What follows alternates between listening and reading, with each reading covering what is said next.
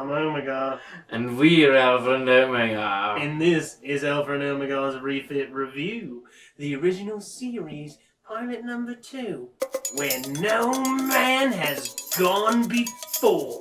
Featuring Delta, Mew, and Lander. Ayo!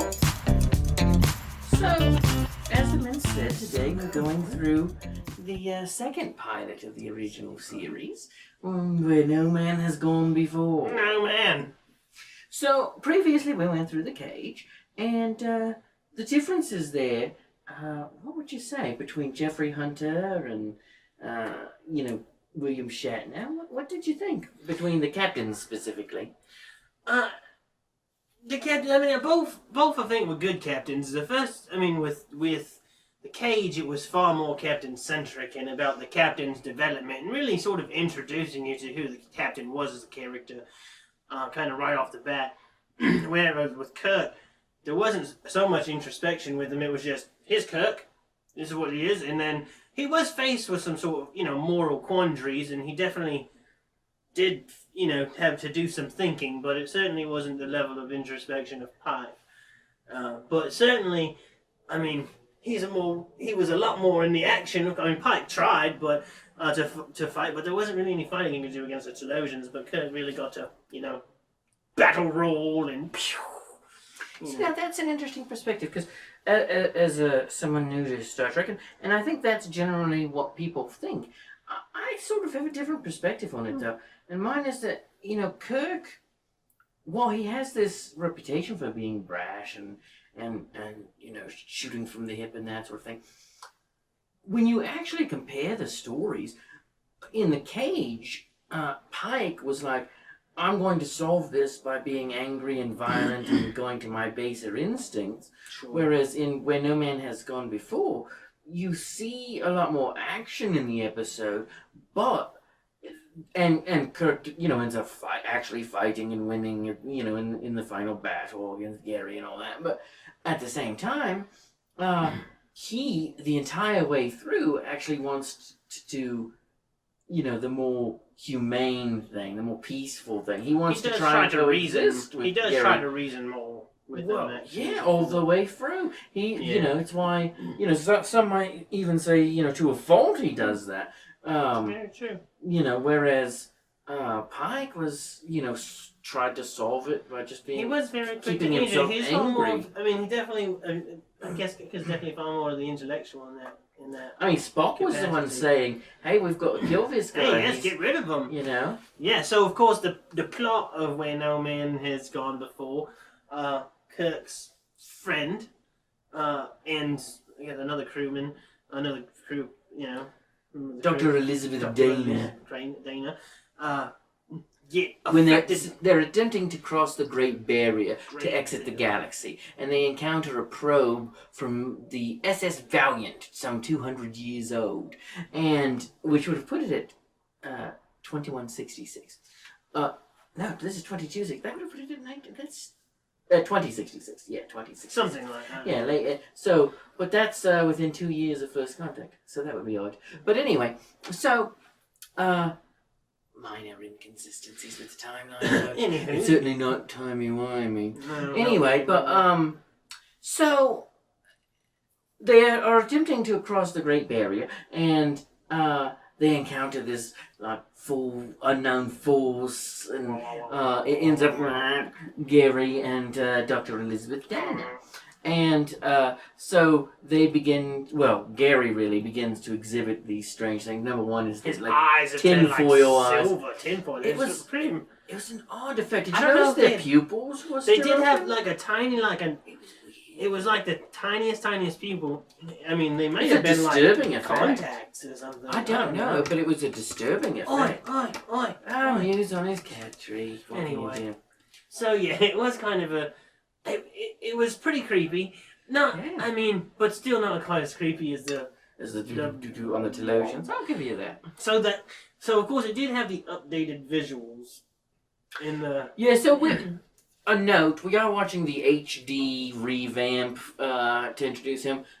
It's just the one that's on Netflix and most available, so it's going to be the one. He's The effects look quite good comparatively to the pilot. I mean, granted, it's not really of the time. So, well, no, that's true compared to the pilot. But compared to modern effects, it still left a bit to be desired. But yeah, I mean, it wasn't painful to watch at all. No. I don't think any of it will be painful to watch. The water might be. But anyway, so now what did you think of another one of the complaints from the original pilot and why they repiloted was like the lack of action and whatnot. What did you think of the upped action? So there was a little bit. I mean, obviously there was a bit more action. It was kind of cheesy. It was kind of fun, but like at one point. Like, Kirk I'm pretty sure his uniform is fine, then he does this, like, dive, and then the next thing you know, his, like, shoulder is ripped open, and it's like, oh yeah, he gets some of that beefcake shoulder. Kirk, he was actually quite fit. He was. He was actually quite fit. How are you going to do a judo chop in a film? Oh! Judy! Yeah, he was all about the Judies. He was. He's the grandfather of the Judy. Yeah. But, alright. So now, in terms of, like, people, now, did you notice in the first pilot how no one died? No one actually died. Nobody died in the first pilot. No. One guy was strangled by a cable in this one. Only not wearing a red shirt. Well, none of them had red shirts. The red shirts had yet to be invented, so... Yeah, no red shirts. Yeah. But yeah, one death so between the two. A note on that. So, for the, more in-depth, nerdier ones out there, so there were no red shirts. The uniforms were still a little bit different. Now, I had the Command Gold, which production apparently actually thought was green, which is why later the dress uniform for Kirk and Command is green, but because they actually thought these were green until they showed up on screen and appeared gold. But and then they got those slightly tan ones. Scotty was wearing one of those, and a few others were wearing those. And then they've got the blue. But I've noticed on the Arrowhead that it was actually Science that had what was later the engineering or services insignia, and it was like the others who had the little globe that later Science and Medical would have. So that a little in-depth thing there for for that. But otherwise, they still had the little thing on the side of Kirk's chair for him to do his captain's logs and all that. Logs and whatnot. But those are minor details. One theme that kind of carried over, so they did get rid of, number one, that character, but with the female Doctor, they kind of sort of played through like a sort of similar arc to begin with, where Gary even calls it like a stone cold. Yeah, he calls it like cold and cold or something. And she responds that you have to be. Sometimes you have to be cold or think you have to be cold in order to get ahead as a woman. Well, no, and she ended up later making the comment. It's like sometimes we overcompensate in our positions, and it's like they could kind of carry over that theme, and it was a little more direct with saying it.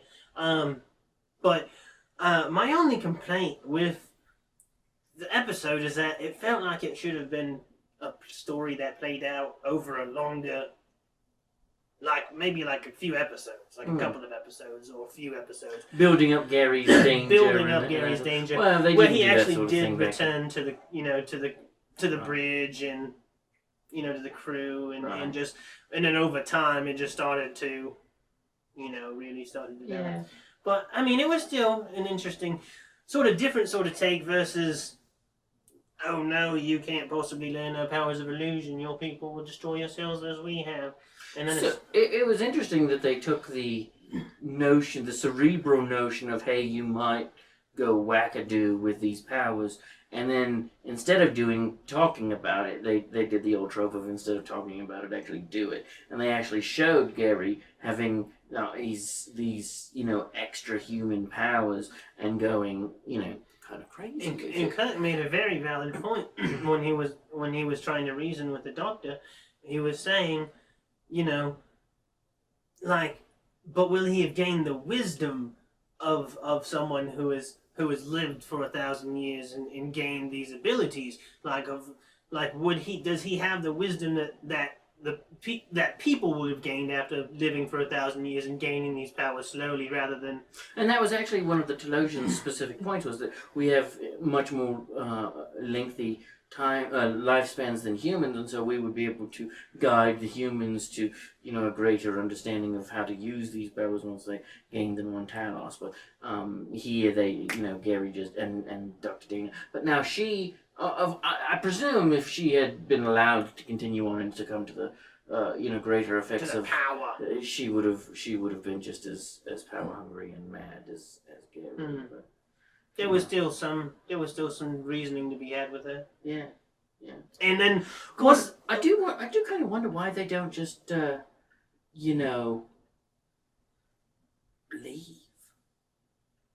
Like, keep going. Like, why don't? Because it's not like he could create anything. Apparently, like he just creates it. Like, Yeah. In fact, if Gary Mitchell was allowed to become a god, I don't think he would have needed a starship. I don't think so. I don't think he would have needed Starship. But in a sort of, I was for a moment there, I got very confused as to what I was watching because see, it was Star Trek for sure, and then like she goes. Right. And then all of a sudden, it's like, shows him and it's like, lightning! And he goes, and then it shows her and she's like, lightning! And it's like, wait a minute. Am I watching Star Wars? Yeah, you would kind of expect her to pick him up and throw him down the pit, you know. It was very strange there for a moment, but who took it from who? This was 1966, mate. I guess they did it first. They did. Interesting. Well, Simpsons did it. Simpsons did it. Anyway, so I'd like to make one last note, and it's that in these first two pilots, the diversity was very scant. Like, even among the white people, like the number of blue-eyed white people. It was a little Aryan, folks. A little, like, they do all these Nazi episodes later and are like, oh, that's horrible. But then, like, their initial casting was very Aryan. It was a little creepy. Like, yeah, we didn't have Uhura on the bridge. No, Uhura wasn't there. They did have there was a black guy in her position, but they, not really her position, her spot on the bridge, but they really gave it to the navigation position to do the communications. So he didn't really say anything except for when he was relieved.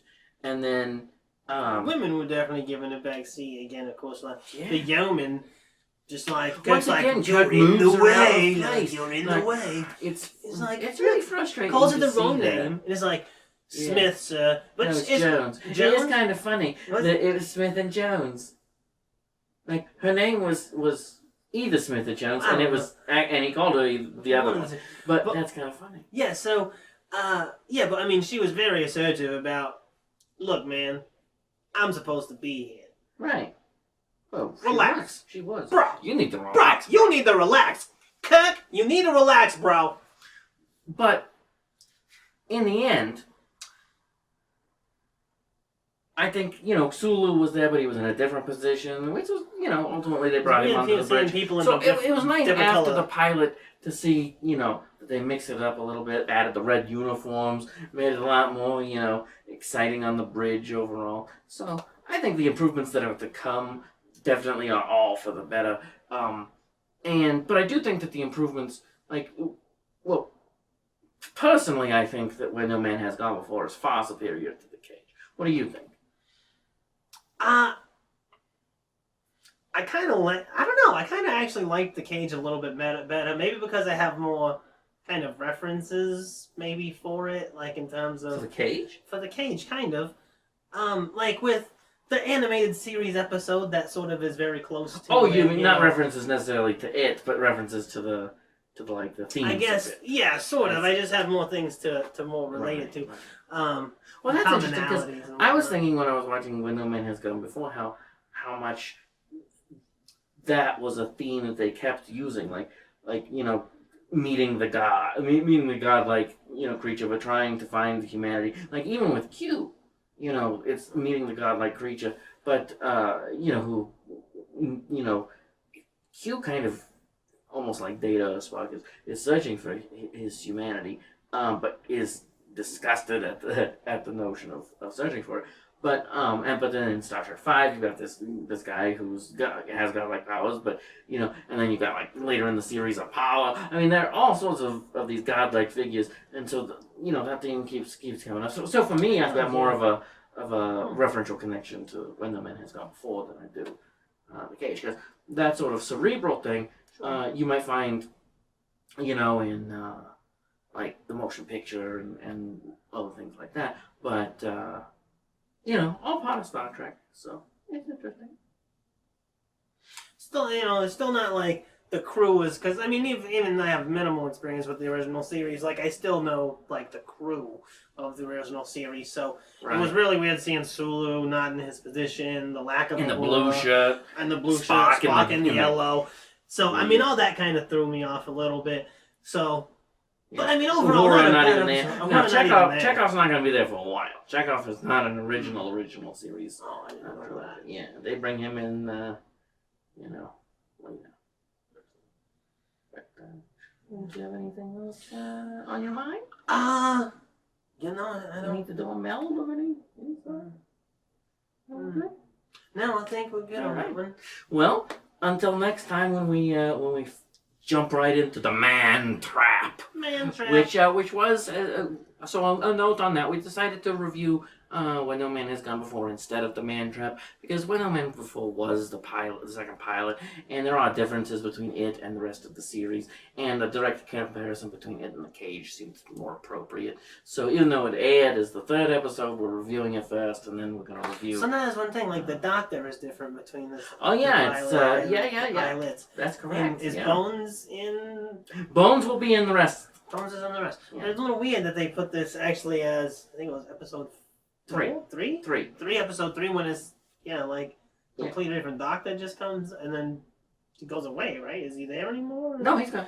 Yeah, a bit strange. Yeah. Well, it's a pilot. Things change from the pilot. Things definitely change from the pilot. I just don't know why they wouldn't. Strange to put well, I think the reason that they didn't show it first is that they wanted to show the actual ensemble that people would be seeing week to week first to get you connected with them before then this one-off where it's a little bit odd. Sure. Where you don't necessarily have, McCoy being all crusty, and McCoy's my favorite from the original series. So, I mean, I definitely found it a lacking piece there. I did find it interesting how much Gary looked like Carl Urban. Carl Urban, thank you. Yeah, it was a little bit weird. Yeah. And that does, I mean, speaking of that, so I will say, I thought it was kind of, I'll use the word interesting, that Dr. Elizabeth Dana looked, that I should say in rebooted Star Trek, that they made Carol Marcus look like Dr. Elizabeth Dana. I think, much like the whole Benedict Cumberbatch isn't Khan thing, I think they wanted to free people into thinking that they were doing Elizabeth Dana and Gary Mitchell, and so they made her look very much like Elizabeth Dana. But it is funny how much Carl Urban looks like Gary Mitchell, and I do think the omission of Gary Mitchell in the reboot of Star Trek is a kind of a missing element, because he and Kirk were like best friends. Kirk actually preferred him to Spock. As far as camaraderie. Although, at the beginning of the episode, they're playing chess and everything, so it's not like they weren't friendly. But he definitely had a much more long-term bond with Gary. And then in the thing, they just in the reboot, they just Gary, Yeah, Gary. Gary. Who's Gary? Gary. Oh, Minji. So anyway, all right. So maybe be sure to like and subscribe. Follow us on our social media, all that good stuff. Check out some of our other different videos if you're interested. And until next time, that's this time. For Alpher Omegar. Don't forget Delta and Lambda and Mu. Delta and Lambda. Oh, Delta has abandoned us at some point in the middle. Anyway. Ayo!